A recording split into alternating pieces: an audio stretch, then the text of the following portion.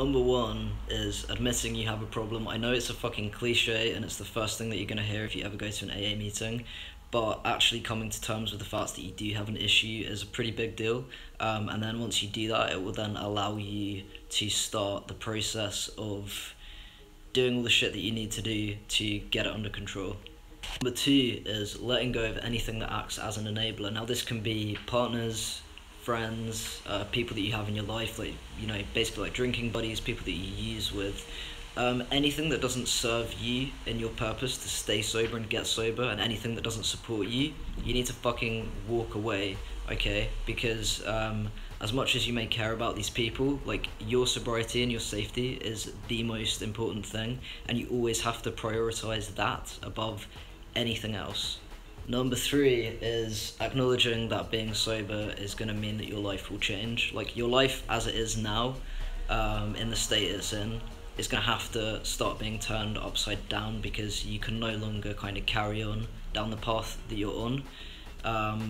And that's really frightening, because it's like everything that you've become comfortable with and everything that you know is going to have to start to change up, because, you know, the community that you're around probably will change, the kind of people that you hang out with is probably going to change, like your circumstances are going to change, your like mental awareness is going to change. So just be prepared that your life is going to have to change. It's scary, but it's better than what it currently is, I think, or at least I would hope so.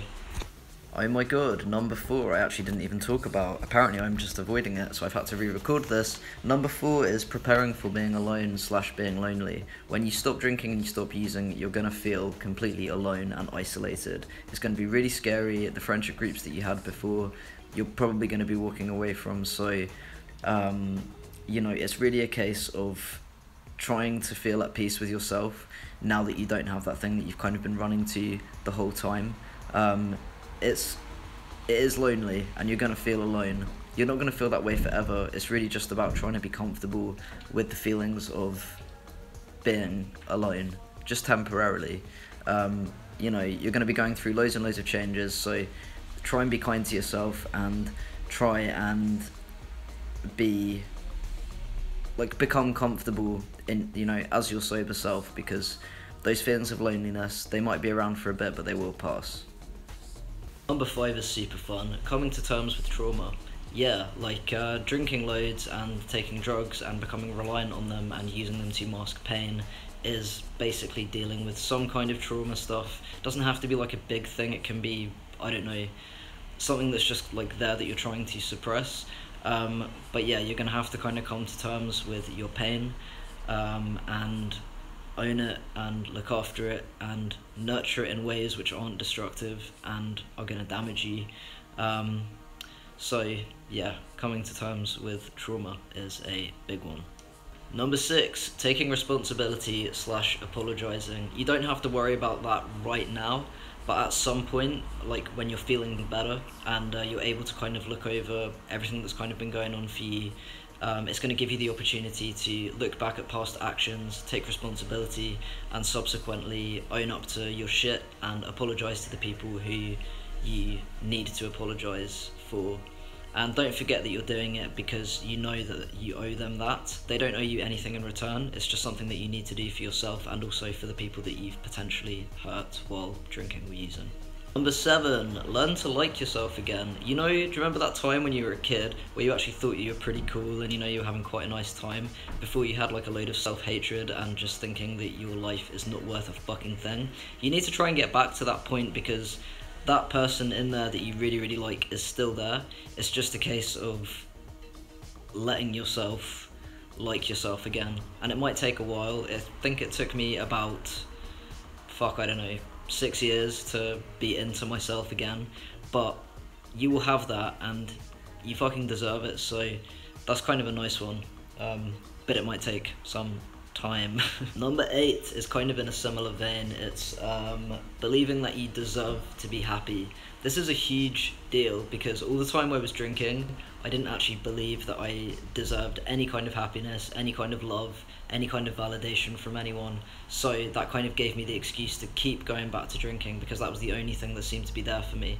Once I actually believed that I fucking deserved happiness and I deserved to be safe and comfortable within myself, that was the only time where I was actually able to be like, do you know what, fuck this, I don't want to keep doing this to myself, because I believe that I deserve happiness and to live like a fulfilling, nice existence. So you really have to want that and believe it for yourself.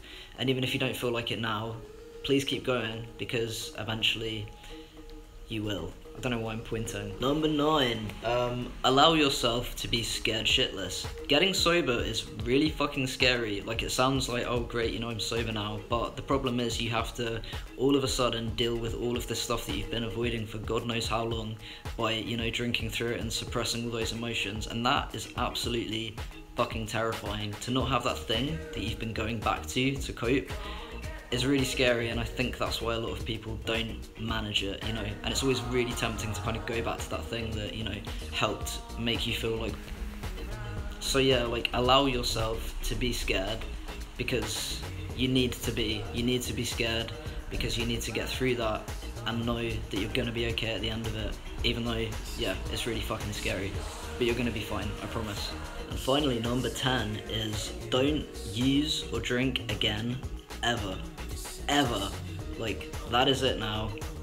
Just don't do it. I know it sounds really stupid to say, you know, and it's obviously like the most simple thing, isn't it? Just don't do it. But yeah, just don't do anything but that thing. Whatever. It's been a tough few weeks, but I'm okay. I think that is the end of my 10 ways to get and stay sober video. I hope it's like been of some use. I'm coming up to my 2 years sobriety, I think, which is very exciting. Sorry, I keep checking because I think the time is going to run out. My hair looks like fucking crap. Anyway, apparently being sober doesn't help you have good hair. That's a shame. Take care, and I will speak to you soon. Bye.